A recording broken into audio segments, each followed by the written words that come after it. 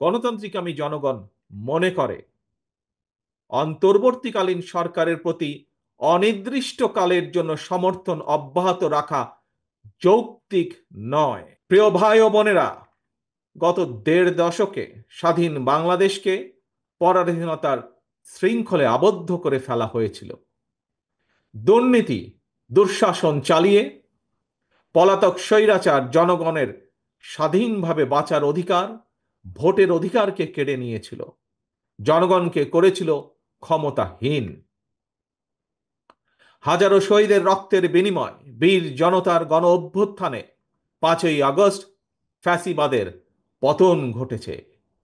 কিন্তু ফ্যাসিবাদের পতন হলেও আজও জনগণের গণতান্ত্রিক রাজনৈতিক অধিকার এখনো সম্পূর্ণভাবে প্রতিষ্ঠিত হয়নি, এবং এ কারণেই শ্রমজীবী কর্মজীবী মানুষ এখনো তাদের নির্বাচিত প্রতিনিধিদের মাধ্যমে নিজেদের দুঃখ দুর্দশার কথাগুলো সরকারের কানে পৌঁছে দেওয়ার সুযোগ পাচ্ছে না।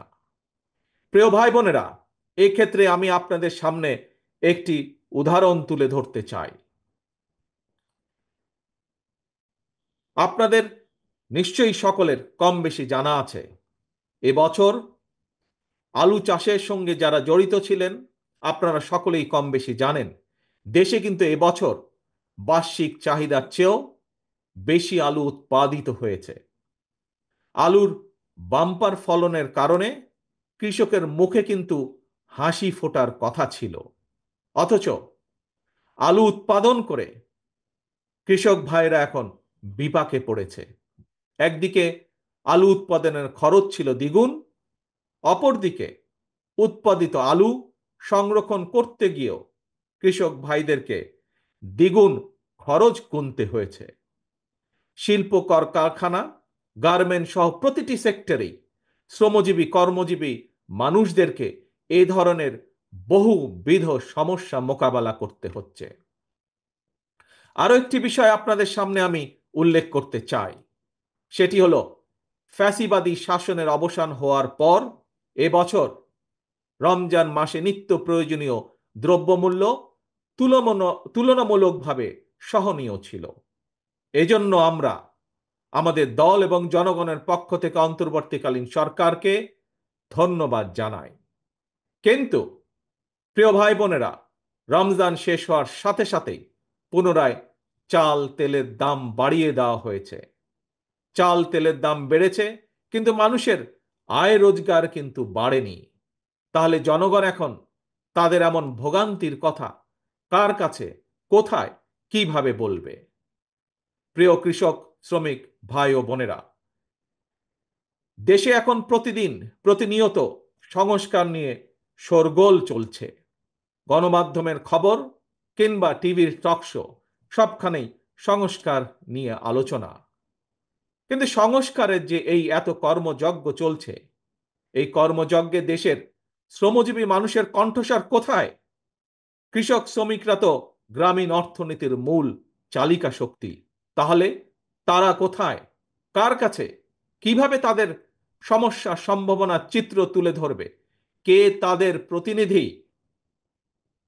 রাজনৈতিক দলের প্রতিনিধি হিসাবে আমরা মনে করি প্রান্তিক জনগোষ্ঠীর দুঃখ দুর্দশা সমস্যা সম্ভাবনার কথাগুলো যাতে রাষ্ট্র এবং সরকারের কানে পৌঁছে, এই জন্যই জনগণের প্রত্যক্ষ ভোটে নির্বাচিত জনপ্রতিনিধি, নির্বাচিত জাতীয় সংসদ এবং নির্বাচিত সরকার প্রয়োজন।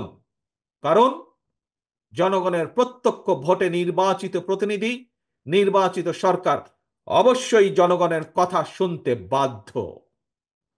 প্রিয় ভাই ও বোনেরা, জনগণের কাছে জবাবদিহিমূলক সরকার প্রতিষ্ঠার জন্য রাষ্ট্র, রাজনীতি এবং সরকারের সংস্কারের জন্য বাংলাদেশের পক্ষের রাজনৈতিক দলগুলোর সঙ্গে আলোচনা করে 2023 সালে বিএনপি 31 দফা সংস্কার কর্মসূচি ঘোষণা করেছিল।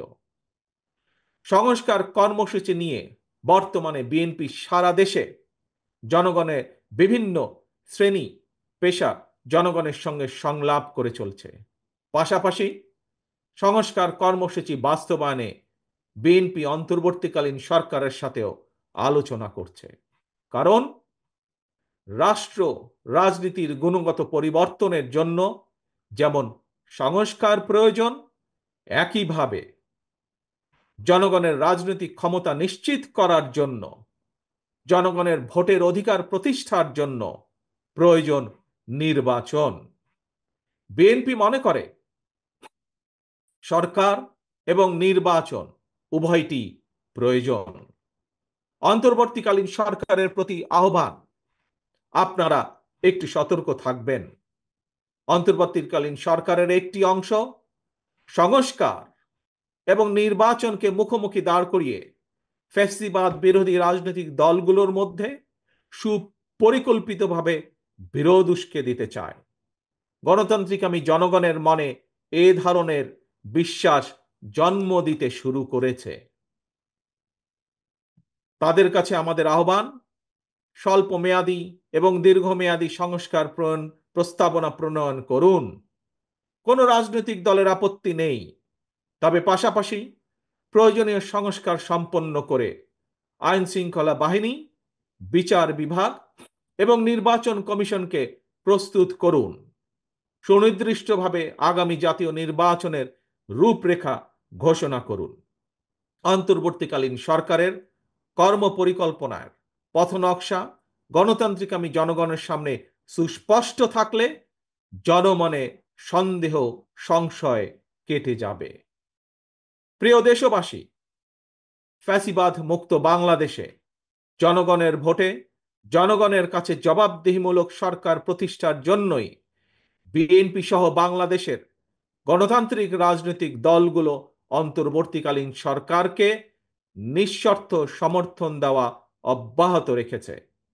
তবে গণতান্ত্রিক আমি জনগণ মনে করে অন্তর্বর্তীকালীন সরকারের প্রতি অনির্দিষ্টকালের জন্য সমর্থন অব্যাহত রাখা যৌক্তিক নয়।